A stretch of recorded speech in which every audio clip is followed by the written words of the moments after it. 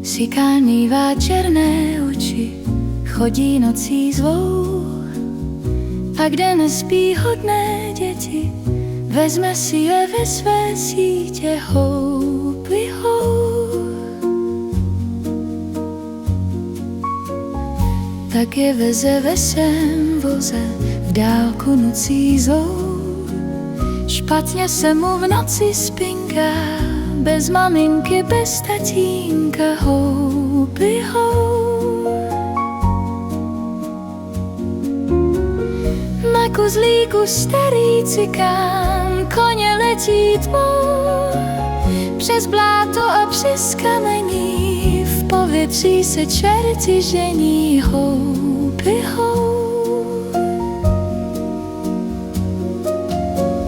Žávy spustí na močálu smutnou píseň svou.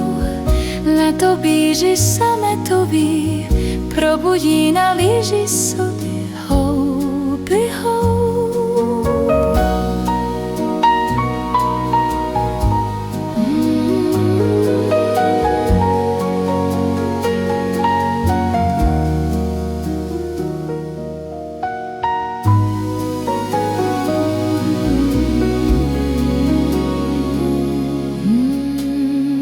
Když v postýlce hodné dítě spí až do rána, na řastách zavřených víček tancuje mu andělíček.